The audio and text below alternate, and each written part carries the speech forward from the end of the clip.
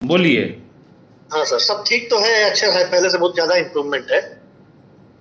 अच्छा। हाँ। अच्छा, मतलब आपको तो मॉर्निंग इरेक्शन, टाइमिंग, लिबिडो सब में आपको हाँ इम्प्रूवमेंट हुआ है? हाँ हाँ, बहुत ज्यादा अच्छा हो गया है।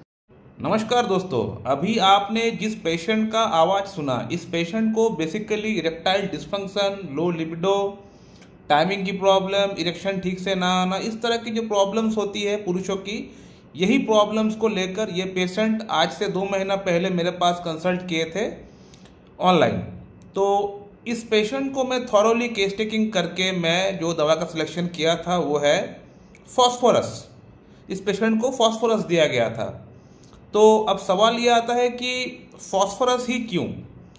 इतने सारे मेडिसिन है, एग्नोस्केस्टर, सिलेनियम, कैलेडियम, डामियाना, नुफुलूटिया, R41, डमियाग्राफोर्ड, ऑर्चिटिनम, जिनसिंग, इस तरह के मेडिसिन को छोड़कर मैंने क्यों पेशेंट को सिर्फ सिंगल मेडिसिन फॉस्फोरस दिया है? क्या कारण है? फॉस्फोरस का ऊपर ऑलरेडी मेरा एक वीडियो है, क्या क्या साइन एंड सिम्टम्स है मैंने बताया हुआ है। एक नहीं, 2 वीडियो है फॉस्फोरस का ऊपर, आप लोग जाके देख सकते हैं। फिर भी मैं बोलना चाहूँगा कि इस पर्टिकुलर पेशेंट के भीतर मैंने फॉस्फोरस क्यों प्रिस्क्रिप्शन किया है। दोस्तों, फॉस्फोरस का जो पेशेंट होता है वो लंबा होता है, टॉल हाइटेड होता है, और जो उनका चेस्ट होता है नैरो होता है, यानी इस प्रकार का होता है, नैरो होता है, नैरो पतला होता है। ये जो जो एरिया है पतला होता है, और थोड़ा सा स्टूप शोल्डर होता है, यानी इस तरह का थोड़ा झुका हुआ रहता है। तो ये फिजिकल स्ट्रक्चर होता है फॉस्फोरस का। फॉस्फोरस का जो पेशेंट होता है, इन पेशेंट का अंदर इनको ठंड से परेशानी होता है, यानी ठंड की महीना इनको अच्छा नहीं लगता है, लेकिन इनको ठंड खाना पसंद भी है। ठंड से परेशानी भी होता है और इनको ठंडा खाना या फिर आइसक्रीम, कोल्ड ड्रिंक्स, ठंडा पानी इनको अच्छा लगता है। हर आधा आधा घंटा, 15-15, 20-20 मिनट में इनको ठंडा पानी पीने का शौक है। और नशा करने का भी शौक होता है। फॉस्फोरस का जो पेशेंट होता है ये थोड़ा नशा करते हैं, और सॉल्ट लेने का, टबैको लेने का, ये सब इस्तेमाल करने का इसका पेशेंट का अंदर इच्छा, क्रेविंग बहुत ज़्यादा होता है। इसके अलावा फॉस्फोरस एक सिफिलिटिक ग्रुप ऑफ ड्रग होते हुए भी इसका जो पेशेंट होता है ये चिली होता है, यानी ठंड से परेशानी बढ़ता है। फॉस्फोरस एंड हिपरसल्फ, बाकी जितने भी मेडिसिन है, सिफिलिटिक ग्रुप ऑफ मेडिसिन, इनका पेशेंट हॉट होता है। तो फॉस्फोरस का जो पेशेंट होता है, हिपरसल्फ का जो पेशेंट होता है, इनको ठंड से परेशानी होता है। तो इनका पेशेंट चिली होता है। ये और एक सिम्टम है। फॉस्फोरस का पेशेंट का अंदर कहीं ना कहीं हेमरेजिक टेंडेंसी होता है, कहीं ना कहीं खून कहीं से निकलने का, फ्रेश जो खून होता है वो निकलने का कहीं ना कहीं ये टेंडेंसी रहता है। पेशेंट को पूछना पड़ेगा आपको कि क्या आपको कभी लैट्रिन का वहाँ से खून निकलता था, या फिर कान से, या फिर नाक से, कहीं से भी खून निकलता था, ऐसा कोई हिस्ट्री रहा है कि नहीं, ये आपको पूछना पड़ेगा। तो मैंने पूछा, पेशेंट ने बताया, डॉक्टर साहब जी हाँ, मेरा लैट्रिन से पहले खून निकलता था। इनफैक्ट जो मेरा रेक्टम है वहाँ पे एक काइंड ऑफ सेमी पैरालिसिस आप बोल सकते हो, यानी जब मैं स्टूल पास आउट करता हूँ तो मुझे फील तक नहीं होता है वहाँ पे। ये और एक सिम्टम है। अगर आप लोग केंट रेपर्टरी देखेंगे, जनरलिटीज में आप लोगों को मैं दिखा देता हूँ। ये रहा केंट रेपर्टरी का जनरलिटीज चैप्टर, आप लोग देख सकते हैं। यहाँ पे लिखा हुआ है कि semi paralysis in the rectum, यहाँ पे फॉस्फोरस दवा है कि नहीं आप लोग देख सकते हैं। तो ये सिम्टम मेरा पेशेंट के साथ मैच हुआ। तो इसी तरह से अगर आप डॉक्टर है तो आपको अपना पेशेंट को क्वेश्चन करना पड़ेगा। क्वेश्चन करेंगे तभी जाके पेशेंट से आंसर मिल पाएगा, और आंसर मिल पाएगा तभी जाके आप एक प्रॉपर ड्रग सिलेक्शन कर पाएंगे।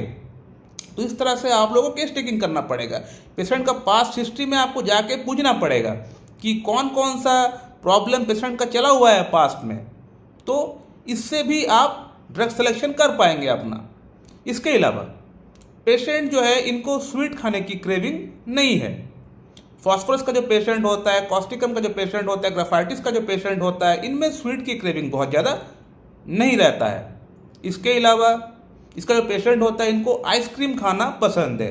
एक तो चिली पेशेंट है और इनको आइसक्रीम खाना, कोल्ड ड्रिंक्स पीना पसंद है। ये और एक सिम्टम है। इसके अलावा नॉइज से इनको परेशानी होता है, शोर शराबा से इनको प्रॉब्लम होता है। बहुत ज़्यादा शोर शराबा वाले एरिया में जाने से इनको दिक्कत होता है, परेशानी होता है, अच्छा नहीं लगता है। कई बार तो पेशेंट को चक्कर जैसा फील होना स्टार्ट हो जाता है। तो ये फॉस्फोरस का सिम्टम है। लाउड नॉइज से, अगर थंडरस्टॉर्म अगर आता है, अगर होता है बाहर, तो वो नॉइज सुनने से कई बार इनको मन में डर बैठ जाता है, डर लगता है और हार्ट बीट कहीं ना कहीं फास्ट हो जाता है कई बार। तो ये जो सिम्टम है ये फॉस्फोरस का सिम्टम है। मेडोरेंडम में भी पाया जाता है ये सिम्टम। इसके अलावा फॉस्फोरस एक सिफिलिटिक ग्रुप ऑफ मेडिसिन है। तो सिफिलिटिक ग्रुप ऑफ मेडिसिन होने के लिए जो जो सिम्टम्स रहता है, जैसे कि लार निकलना, पसीने में दुर्गंध, स्टूल में दुर्गंध, ये सब सिम्टम भी पेशेंट का अंदर पाया गया है। और पैर का तलवे में इनको जलन होता है, ये और एक सिम्टम है, ठीक है ना। तो फॉस्फोरस का जो पेशेंट होता है, इनका पैरों की तलवे में यानी सोल्स में जलन होता है। तो इस पेशेंट का भी पैरों में जलन होता है।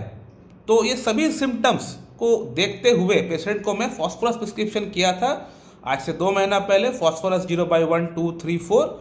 और फॉस्फोरस से आप देख सकते हैं कि पेशेंट को काफ़ी अच्छा इंप्रूवमेंट हो चुका है। पेशेंट ने सिर्फ अपना यौन समस्या के बारे में बताया, लेकिन बाकी एस्पेक्ट में भी इनको अच्छा खासा इंप्रूवमेंट इनको हो चुका था, पेशेंट ने मुझे बताया भी।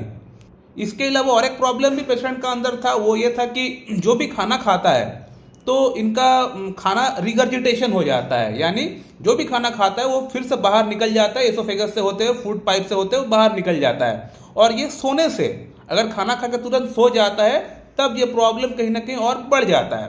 तो आप लोग देख सकते हैं फॉस्फोरस का जो पेशेंट होता है, फॉस्फोरस जो मेडिसिन है, ये सोने से प्रॉब्लम बढ़ जाता है। ये आप लोग देख सकते हैं केंट रिपर्टरी में क्या लिखा हुआ है, लाइंग एग्रावेशन, सोने से प्रॉब्लम बढ़ता है, वहां पे फॉस्फोरस है कि नहीं आप लोग देख सकते हैं। सेकेंडली, फूड रिगर्जिटेशन, यानी जो खाना खाया वो बाहर फिर से निकल गया। तो ये जो प्रॉब्लम है यहाँ पे भी फॉस्फोरस दिया हुआ है कि नहीं आप लोग देख सकते हैं। तो इन सभी प्रॉब्लम्स का भीतर इस पेशेंट का अंदर सिंगल मेडिसिन फॉस्फोरस से इंप्रूवमेंट हो चुका है। ऐसा नहीं कि इस पर्टिकुलर प्रॉब्लम के लिए एक मेडिसिन, उस पर्टिकुलर प्रॉब्लम के लिए वो मेडिसिन, ऐसा नहीं। हम लोग सिंगल मेडिसिन प्रिस्क्रिप्शन करते हैं, हैनमन का दिखा हुआ रास्ते पे चलते हैं और एक समय में एक पेशेंट को एक ही दवा देते हैं और उस एक ही दवा से पेशेंट का सभी प्रॉब्लम्स ठीक भी होता है। सो माय डियर फ्रेंड, इस वीडियो को मैं पेंड करता हूँ। तो thank you very much and have a good day.